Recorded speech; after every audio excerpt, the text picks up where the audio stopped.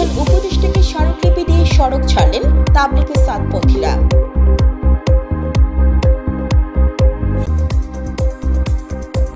তাবলিগ জামাতের একাংশের আমির মাওলানা সাদ কান্দেলভিকে আসন্ন বিশ্ব ইজতেমায় আনতে প্রধান উপদেষ্টা বরাবর স্মারকলিপি দিয়েছেন তার অনুসারীরা। আজ মঙ্গলবার সকালে কাকরাইল মসজিদের ইমাম মাওলানা আব্দুল্লাহ সাবেরের নেতৃত্বে একটি প্রতিনিধি দল মিন্টু রোডে প্রধান উপদেষ্টার বাসভবনে গিয়ে এই স্মারকলিপি জমা দেন। স্মারকলিপিটি গ্রহণ করেন প্রধান উপদেষ্টার প্রেস সচিব শফিকুল আলম। এতে মাওলানা সাদ কান্দেলভির বাংলাদেশে প্রবেশের অনুমতি নিশ্চিত করতে সরকারের হস্তক্ষেপ দাবি করা হয়েছে।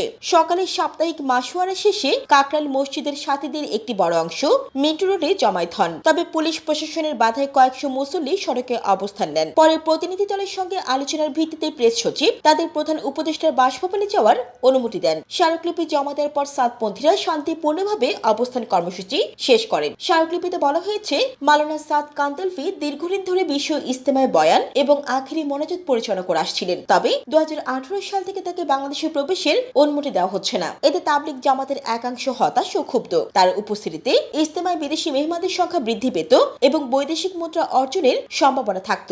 উল্লেখ্য, 2018 সাল থেকে মাওলানা সাদের কিছু বক্তব্য নিয়ে তাবলিগ জামাতের মধ্যে বিভাজন সৃষ্টি হয়। তার ইজতেমায় অংশগ্রহণে এক পক্ষ বিরোধিতা করায় বাংলাদেশ সরকার তার ভিসা দেওয়া বন্ধ করে। স্মারকলিপি প্রদান শেষে মাওলানা সাদের অনুসারীরা দাবি পূরণ না হলে কঠোর কর্মসূচি ঘোষণার হুঁশিয়ারি দিয়েছেন। প্রতীক টিভি নিউজ ডেস্ক।